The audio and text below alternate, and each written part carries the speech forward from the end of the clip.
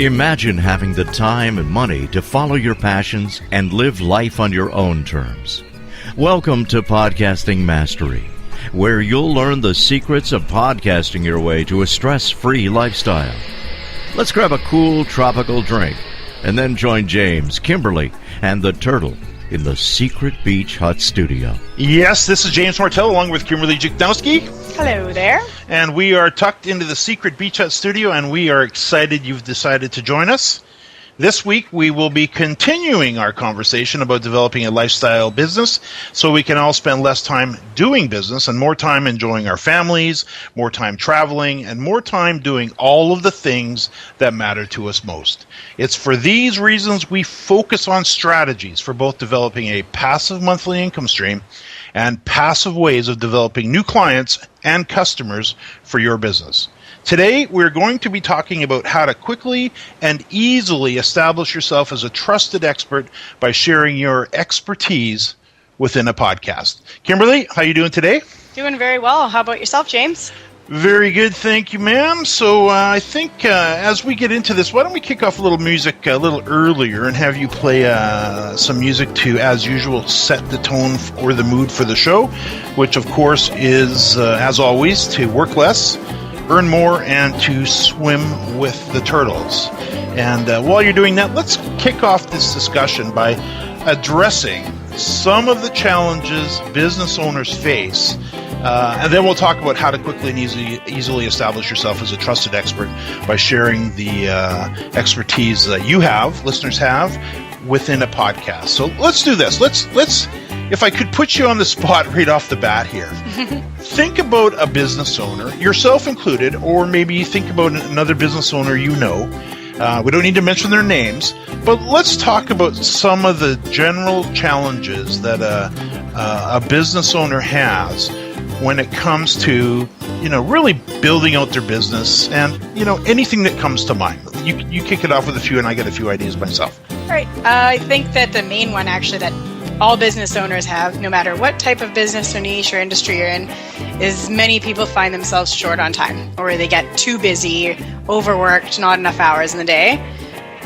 Some other things would be finding an advertising or promotional strategy that works for them, whether it be online or offline. I know the yellow pages and newspapers are sort of fading out. And a lot of businesses don't really know how to start marketing themselves online, believe it or not, even with, this day and age and everybody's online. It can be a definite challenge for a lot of people. Of course, everybody wants more sales and revenue. So finding ways to increase those without bogging yourself down and getting too busy so that you're short on time, like I mentioned in my first point. Yeah. Let's before you go on, let's because you mentioned a good point about yellow pages newspapers fading out. Mm-hmm. Very interesting thing to mention, because I don't know if fading is the word anymore with the yellow pages. Newspapers are still there in some cities. I know we have them locally here, but typically around Christmas time, really all it is a little flyer wrap, where you've got a newspaper that has, 50 flyers in it that are each, probably it's an inch thick in total just in flyers, wrapped by a newspaper that's maybe 20 pages. Papers definitely don't have the impact that they used to. Yellow pages, lands on our doorstep, honestly. Sorry to the trees. I don't know why they still do this, but I put it right in the recycling bin. When was the last time you used the yellow pages, if ever? Last time I used it? Yeah. I seen one, but I don't think I used it. Actually, it's weird because I've been in the spot that I'm in for about 2.5, 3 years now. And I got a yellow pages delivered for the first time about 6 months ago. And I'm like, where did this come from? They just decide out of the blue, this year we're going to try it out and see if people buy it again. So that was pretty weird, but definitely haven't had to use it. Even the yellow pages has an app, right? You can do it on your phone. You bet. And that, and that has, and because these normal traditional forms of advertising and promotion have faded dramatically, it does put extra workload on business owners, because they used to, maybe they hated the yellow pages because it was so expensive, but it still brought them customers and clients. And the same with newspapers, not being as expensive, but still it brought them in clients and customers. So that put an extra burden on them. And I found out this a few years ago. I was actually quite surprised by it. And I was doing a little bit of research and some surveys with business owners, thinking how how excited they would be about getting online, and to be surprised that many of them were actually quite annoyed and pissed off at this thing they called the internet because they just couldn't get a grasp on it. They didn't know what to do with it. They weren't familiar with it. They're getting phone calls from offshore promising them, hey, we can get you to the top of Google, and maybe they tried that and they got nothing from it. Or they getting promises of, hey, you got to get your website in our directory, and it's going to bring you all kinds of... So, I mean, it's just kind of a blur. So when I learned from them that the internet happening wasn't really a positive for many of them because it just gave them a whole extra level of things they needed, totally, and that they needed to figure out. And let's face it, we're in it and on it every day as a business full time, and even for us it's hard to keep up with everything. So that's just another challenge that business owners face. How about competition? Yeah, definitely standing out from the competition, especially when you're talking about the shift to online. I mean, there's a lot more businesses popping around online than you would see typically in your neighborhood, right? So now all of a sudden you're competing not only with the guy down the road, but all of these internet-based businesses that may offer the same products and services to you, right? Absolutely, absolutely. And then you mentioned it earlier, kind of maybe wrap it up with, of course they're looking to generate revenue and looking for all kinds of ways to find new customers and clients for their business. So this is really a problem for a lot, especially maybe those that are not quite so savvy online and maybe have been taken advantage of a few times. So we talked about this in earlier episodes. One of the things that we really want to be able to do with our podcast is just to kind of pull back the curtains on so much of this and some of the things that's really, really working for us. So James, let's talk a little bit about what you call an instant customer call. That is something that typically has come from podcasting, from your own podcast over the years. This is very interesting, and I think this is probably a good conversation because we're talking about quickly and easily establishing yourself as a trusted expert. And I want to talk about some of the benefits of that as well in a minute. But an instant customer call is something that I've had the good benefit of receiving for years now because I've had a podcast, of course, on Webmaster Radio for 12 years with the Affiliate Buzz. I actually wasn't on the Webmaster Radio earlier. It was a typical web radio podcast, but in 2009, we moved to Webmaster Radio, so now we're there every Thursday at 2 p.m. And because we've got a large audience of people who are interested in the topics we cover over there, probably once a week, maybe twice a week, we get a call at the office from somebody who will say something like this. It'll be, let me come up with a typical scenario. The phone will ring, and Arlene will answer, who handles our front desk. She's my wife. She said, "Hi, Arlene. This is William Highland from Highland's Nursery, and I was talking to my brother about developing a website. And I happen to be listening to your podcast, and our website's old, it's tired, it's out of date, and I'd love to talk to James about what he could do to have his team take care of this for us." So I'm like, okay. So she'll take that call, and then she'll transfer, in this case, example, William through to me. And interesting, he already knows my name, number one. He knew Arlene's name, number two, because she's the co-host on that podcast, which is interesting. Number three, he called us. We didn't have to find him. What really, within the instant customer call, the reason I call it instant is because the relationship is already there when he calls. He already knows who we are because he's been listening to our podcast for quite a few months, and we'll often hear things like, "Hey, I feel like I know you guys. How's Scamper the Cat doing?" Or he'll say things like, "I already know the services that you offer. What I'm interested is in having you do this specifically for us because the podcast has already had a chance to educate him." So what it's done for us, it's really shortened the sales cycle so that we don't have this long starting from scratch having to explain everything to him because he's already up to speed on it. He already knows who we are. He trusts us. He's ready to do business. He's had a chance to think it through. And the interesting thing is podcasting really knows no borders because in this case, with this is a real example with William. He happens to live in Wexford, Ireland. Podcasting really doesn't know any borders. I've never met him other than over the phone or over Skype. And I've learned that he's a great guy. And we ended up building out a great website for him called highlandsnursery.com or highlands-nursery.com. Listeners want to go take a peek. It's beautiful. And although we don't build websites generally for small businesses anymore, it's a great example. You build out sites for businesses, but it's a great example of an instant customer call because he was pretty much a customer already. I just literally had to spend a few minutes with him on the phone to talk through a few things, figure out exactly what he wanted, and then we close the deal. He put in a deposit, and away we went. So when we say instant customer call, that's what we mean. And when we're talking about establishing yourself as a trusted expert by sharing your expertise in a podcast, this is exactly what we're talking about. All right, James. Well, I think it's time for us to take a short break. And when we return, I will ask you to share your 8 steps for establishing yourself as a recognized expert in your marketplace. So don't go away. More Podcasting Mastery with James and Kimberly from the Secret Beach Hut Studio after this.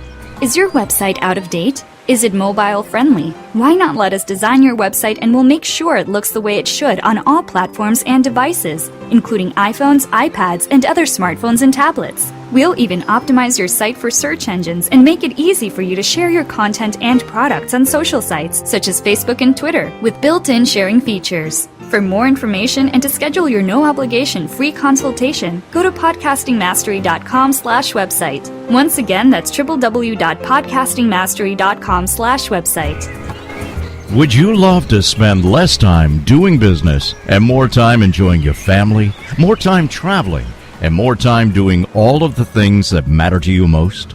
Whether you're looking to develop a passive monthly income stream or you're looking for passive ways of generating new clients and customers for your business, James Martell's free podcasting webinar is the place to start. James Martell, an 11-year podcasting veteran, will show you how to quickly and easily launch a podcast that will impress all who hear it to attract all of the clients and customers you need, and how to do it all in less than 1 hour a week using equipment you already own. Register now for this lifestyle and business-changing webinar at podcastingmastery.com/webinar. We'll see you there. Once again, that's www.podcastingmastery.com/webinar. When James Martell launched his affiliate Buzz podcast in the spring of 2003, he never dreamed he'd be sitting here all these years later with over 3 million downloads and 400-plus episodes. He gets thousands of listeners tuning in each week, but it wasn't always like that. In the beginning, he had to figure things out on his own. There were no books or guides available, so there was a lot of trial and error. And while there are many pieces to the puzzle for constructing a successful podcast, James Martell has boiled it down to the 12 core elements of the No-Fail podcast in his most recent free report. Available for a limited time at podcastingmastery.com/no-fail. Now back to Podcasting Mastery from the Secret Beach Hut Studio. And welcome back. James, before you share your 8 steps for establishing yourself as a recognized expert in your marketplace, what are some of the benefits of being a recognized expert or a trusted expert? Good question. Great question. So obviously the instant customer call we talked about before the break, which reduces the sales cycle, allows you to build trust and credibility before the phone rings, so that when the phone does ring, you're already so far down the sales pipe that it's almost ready to do. And a lot of times just, hey, we're ready to do business. Let's just do let's have a little chat here and figure out what you want. And then let's send you a PayPal money request, or you get your credit card, and away we go. So that's, to me, the biggest thing. It really helps to drive sales. You get more referrals. One of the things I've found with the podcast and establishing yourself as an expert, is that people do share your episode with other people. They may be listening to a show about a certain subject and say, this isn't for me, but I know Matt really needs to hear this, and they can forward it over to them. Another benefit, I guess, would be long-term results, evergreen content. Maybe that's a better way to say it, where you create an episode about a particular subject that, unlike paid ads that disappear off the web the second you stop paying for them, a podcast episode will continue to work for you for as long as you leave it online, whether it's in iTunes or Spreaker or Stitcher or iHeartRadio, or you've shared it in social media. Of course, you've got it published on your own website. So it's literally out there, softening up the market, building your credibility, establishing your expertise, and getting in front of what I would like to call your ideal client. Because let's face it, if you've got a particular topic that you're covering in a podcast episode, only the people that are interested in listening and learning about that particular subject are going to listen. So it really also helps you to really qualify your market and save you a ton of time not having to talk with or deal with people who are really not qualified or interested in what you have to say. So and I could go on and on. There are just so many benefits. Yeah, that's what I love about it, is that you're not really going after trying to convince your audience this is what you need and this is how you should do it and I should be the one to do it for you. They're coming to you to fill their need because they're already comfortable with you. So they are. Great. I love that. Yeah, that's the great thing, and thank you for pointing that out. Anybody that I know that's really heavy into podcasting, we never have to go looking for customers and clients. We just don't. They phone us. It's a matter of we make sure we're just getting our episodes down and we're covering off interesting information that leads our listeners to say, I think I need that. Yes, I need that. Hey, why don't I give these guys a call? Or why don't I go to their website and fill out a lead form and have them, get in touch with me? So the clients come to us, which is so refreshing. I mean, think about, I remember the early days of cold calling and trying to hunt them down, and it was exhausting, and I hated it, and it was, this is just, I much prefer just to be real frank, the phone to ring and say, hey, James. Yeah, they're cold calling you. They really are. James, hey, I feel like I know you. I think we're ready to do business because I already know all about the services you offer because I've been listening to you for X number of time, and let's go. Okay, so let's walk through these 8 steps for establishing yourself as a recognized expert in your marketplace. James, take us through step 1. Okay, so step number 1 is use a podcast to become a voice in your industry. This is why I so love podcasting, because you get to use your voice. You get to be we're gonna get to the expert part of it in a minute, but you get to use your human voice, and the human voice is not to be underestimated. You can only say so much in print. You can only say so much, in a little Twitter message or that type of thing. But with a podcast, it's much more intimate. You get to spend 15 or 20 or 30 minutes or an hour with the listener. You usually have a headset on, so it's very intimate. So when I say use a podcast to become a voice in your industry, let me give you maybe 3 points here. Number 1, what you could do, I want to give you some real meat too here. Number 1, what you could do is, if you wanted to position yourself as the recognized expert in your marketplace, what you could do with a podcast is research and share relevant news stories and report on them to your listeners. Basically, you can become the voice of the industry. And by doing this, you're going to find that you're going to be soon recognized as a great source of information in your area of expertise. And you can offer up solutions, and you can share great information. And here's the key: without asking for something in return. And by doing that, people really do appreciate it because they're not being sold. You're not pitching them. You're literally just helping them by reporting on relevant news stories and information that you've taken the time to gather in together. And interesting, think about it. It's not even your information all the time that you're sharing. You could be reporting on other people's information, but you get to be the one that's recognized as the expert. Conversations that are relevant to your industry. Conversations that are relevant to your industry, conversations and news articles and media posts and stuff you find on Facebook or maybe in YouTube that your audience would be interested in. All right, that was a lot to digest. So let's move on to step 2. Step number 2 is take the time to really decide on how you are going to position your professional or your corporate brand. You want to figure out up front, how do you want people to see you or perceive you? Like, how do you really want them to think about you? Sometimes we don't take enough time in really sorting that out. You want to build relationships. You want people to get to know, like, and trust you. So you need to kind of figure out, how am I going to position myself within my show, within the marketplace? What do I want people to be feeling, thinking about when they're listening to the show, or maybe they're just thinking about our show and the stuff that we covered? You want to, of course, having a show is very interesting all on its own because it gives you a really nice way to share great value with your prospects, and again, without having to ask anything in return. Excellent. So on to step number 3. Number 3 would be to create a profile that matches your brand.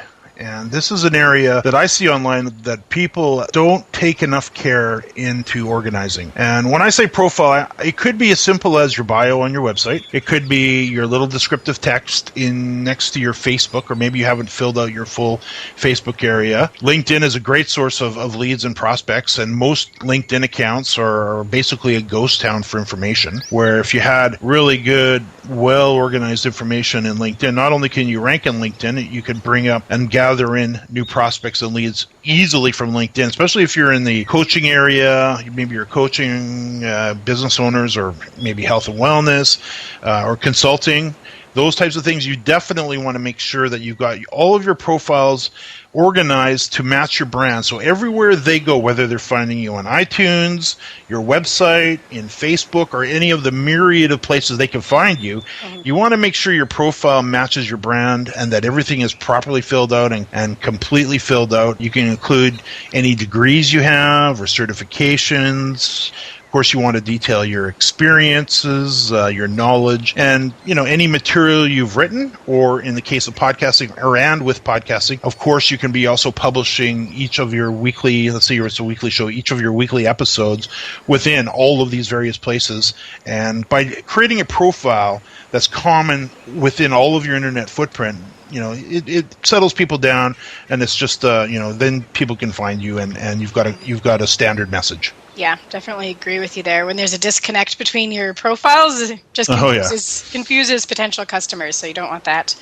Can you take us through step 4? So step number 4 is, once you have your profile in order, then take the time to go out to all the major sites, whether it be iTunes and Spreaker and Stitcher and iHeartRadio, or social media, LinkedIn, Twitter, YouTube, Facebook, etc.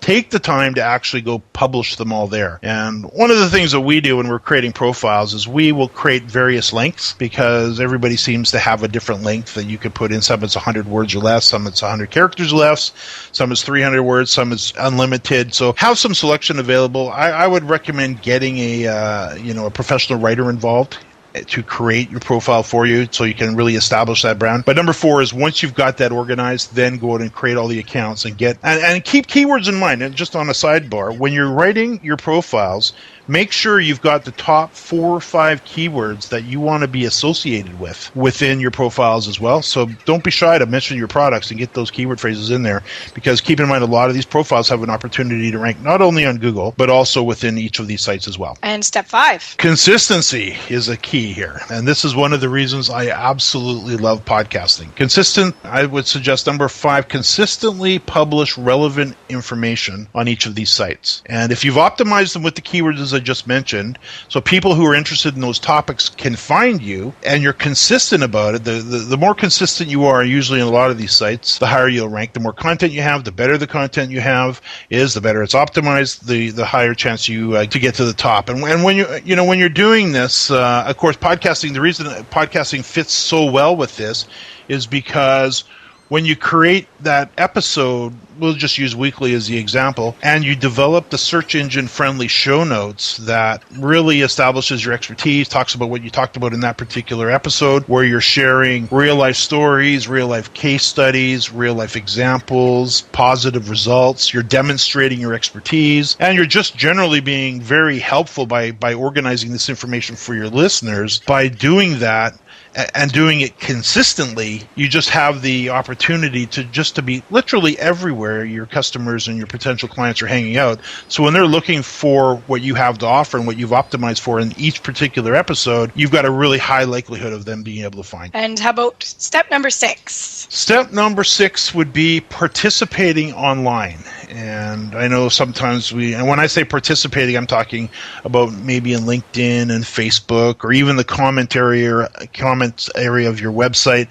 When somebody asks you a question, make sure you're there to answer the question. Or you may want to get involved in groups. In fact, you could talk to that. I know in a selfish way, this is what we do to help promote the Podcasting Mastery Show. I don't know if it's selfish, but it's just a great strategy to be able to get out and online. You get involved in groups that are relevant and related to your topic. So take one of the groups that you've joined that relate to podcasting and explain your experience with that and how that goes.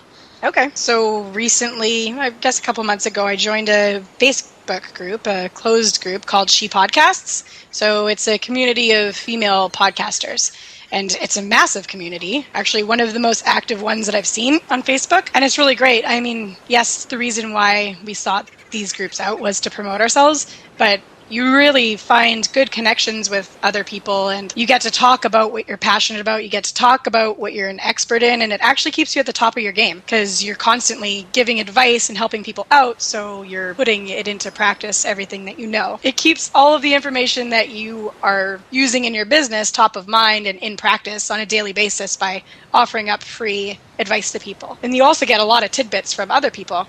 There's many different topics that are discussed in there, in different niches and things like that. So you can get advice from different women who have different levels of success with their podcasts. So it's really, really great to be a part of that community, not just to promote ourselves, but also to keep you at the top of your game. Absolutely. And there's really no better place that you could be. So if you've got a particular subject that you're covering, in our case it's podcasting, where you're hanging out with all the like-minded individuals, some of them are your competitors, sure, but also a lot of them are your prospects because they're in there looking for information. Mm-hmm. And if you're in there answering questions, as I know you do so well, then when they think that they may need the service that you're offering, guess who they may have a good opportunity to think about? Yeah, you're top of mind for them, right? You're right there with them every day, so it works out well. And also another point worth mentioning is for us, because we like to have people on our podcast, other experts, and talk about their experience, it's a great place to get people to interview on your show. Absolutely.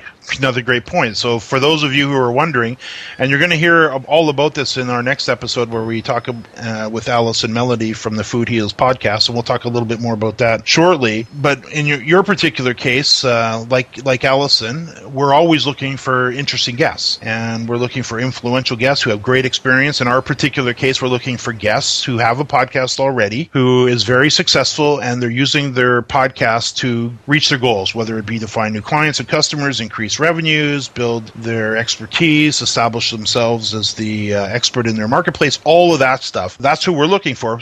Your show, to our podcasting friends, whatever your show is about, you can get involved in one of these groups as well, of course, and it's a great place to find guests. Absolutely. How about on to step number 7? Number 7 is to leverage the power of these sites for search. And I've kind of touched upon it a little bit in a couple of the earlier steps, is to make sure you take the time to optimize your profile with the 4 or 5 keywords you want to be associated with. So you want to include those in there.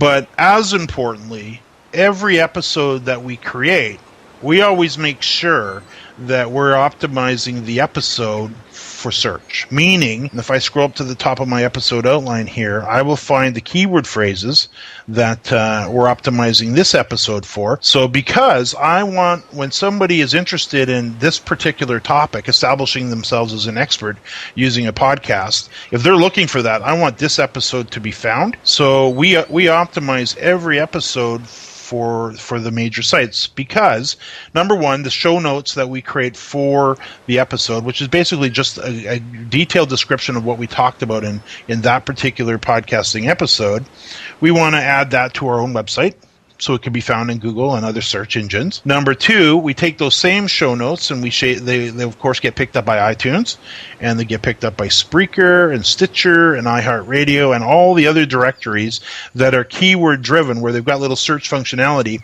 If you haven't taken the time to optimize your show for those, people are not going to be able to find you. So you really want to, as we say in step number 7, leverage the power of these sites for search. I see the same problem I see in iTunes, in YouTube, where people don't take the time to write a descriptive article below the video they just created, and then they wonder why it's never found. Same thing's going on in the podcasting, where people are not taking enough time to really detail their show notes and optimize them for search, so that when people do a search for them anywhere, they can be found. Yeah, that's such a great point, because in the podcasting groups that I'm a part of, that's one of the main questions that gets asked, I'd say, every couple days from a new podcaster coming in. Yeah. How do I rank my podcast in these in these different directories and iTunes and things, and definitely keywords, you've got to have them. Got to have them. Yep, got to have them. All right, so lastly, step number 8. Number 8 would be to, and again, we're talking about establishing yourself as a recognized expert in your marketplace. We talked about consistency. We talked about participating online. We talked about the power of these sites, leveraging the sites for search. Number 8 is relentlessly build your audience. And there's some great ways to do that. Of course, new podcasters, if you're on your game, and we talk about this a lot in the Podcasting Mastery training, you want to get your show, your podcast, into the iTunes new and noteworthy section. And we're just working with Dan Locke with the Shoulders of Titans podcast and the gang over at fumoney.com and their podcast to work with them to get them to the top of the new and noteworthy sections of iTunes. And we did that. They've had their time now. They've been in there for just over 60 days. So you start to fade away after that. But that gets you to the top of the number one podcasting directory on the planet. Of course, iTunes has over 1 billion subscribers, just the podcast alone. So you definitely want to be there. Of course, you want to be building out an email list. Could be as simple if you've got a podcast and you're running a brick and mortar store, or you're attending trade shows or conferences, or you're speaking at events. Get a fishbowl or offer up a contest. Gather up business cards with email addresses and build out your audience through emails. Dynamite. In fact, I'll give you a real quick example. There's a little local pub that Kimberly and I have met up with a few times to make some plans for this show called Sawbucks in South Surrey, where I live, and I manage their social media in the pub. I have 2 little fish bowls that I sit on the counters that says enter to win, and guess what they do? We have a little card they can fill out, or they can just drop their business card. And we've built that. I won't give the numbers for how many. Huge. It's huge. It's huge, and the pub is busy. How busy is the pub? Packed all the time. Packed all the time. Thank you. So definitely want to relentlessly build out your iTunes audience, email audience, so you can be updating them with your latest episode. Of course, you want to monitor the number of subscribers you have. You want to see how many people are subscribing by email, how many people are subscribing in iTunes or joining in iTunes, how many are following you in social media, all that stuff. But you really want to get the mindset of, I got to build my audience. My audience is going to be my customers, my ideal clients. They're going to phone me just like William Highland did when he called me yesterday. A while back. I was going to say yesterday I got a call from another client that we just closed a nice deal on right off the podcast. We had one last week, and it's wonderful. It's just so nice not to have to be able to go, or not have to go out and find customers, because it can be not only expensive, it can be it's a drag. So I'm so happy. So essentially those are the 8 steps for establishing yourself as a recognized expert in your marketplace. Awesome. Great info. James, I can see that we are almost out of time. I wanted to mention that we have a very special guest joining us in the next episode. It's Allison Melody of the Food Heals podcast, where she'll be sharing the exact steps that she took to grow her brand and new podcast from 0 to 100,000 downloads in just 90 days. I am so excited to not only talk with her, and she's agreed. Kimberly organized it and found Allison. Think about that. Going from 0 with a brand new podcast to 100,000 downloads in just 90 days. So talk about relentlessly building out your audience and establishing yourself quickly as a recognized expert in your marketplace. Allison, I already have some ideas what she's going to be sharing. I'm so looking forward to listening to that and getting that out to all our podcasting friends. So she's going to be amazing. And on that topic, a reminder to our podcasting friends, if you have your own show that you are successful with and you're using it to drive, as I mentioned earlier, new business, because one of the biggest questions new podcasters have, can I really make money? Is it going to be a waste of time? What's the ROI? Is it worthwhile to spend all this time on actually getting this out there? So we've decided that part of the premise of this show, Podcasting Mastery, is to talk with successful podcasters who are doing exactly that. I mean, I've done it for 12 years. I've done extremely well. I could sound like Donald Trump. I'm a Canadian. We're not supposed to toot our own horn, but I've been listening to Trump too much. And yes, people ask me, you don't like Donald Trump. There's no way. Oh, God, no Trump talk. No. No, I say I don't like Donald Trump. I love Donald Trump. Oh, man. But that's okay. I'm a Canadian, so I don't have any impact down there at all. But he sure is fun to watch. Yeah. But if you do have your own show or a podcasting tool that you think our listeners would be interested in, definitely send an email to us at featureme@podcastingmastery.com, and we may do exactly that. And if you are wondering what it takes to develop a profitable show of your own, James has put together a special report just for you where he lays out the core elements of a no-fail podcast. You can download it for free at www.podcastingmastery.com/no-fail. And if there is something here we mentioned that you missed, keep in mind that we keep all of the notes. Yes, the search engine friendly notes for this episode. We keep them for you, including the links to all the items that we mentioned today. You'll find the show notes for this episode at podcastingmastery.com/PM010. Kimberly, thanks so much, and to all our podcasting friends, we'll catch you on the next episode of Podcasting Mastery. Thanks for joining us in the Secret Beach Hut studio. If you are ready to start your podcasting adventure and to learn the secrets of creating a profitable podcast, James Martell has boiled it down for you to the 12 core elements of the No Fail podcast in his most recent free report. Available for a limited time at podcastingmastery.com/no-fail. But don't wait, this report won't be free for long. So be sure to grab your free copy today to learn the secrets of podcasting your way to a stress-free lifestyle at podcastingmastery.com/no-fail.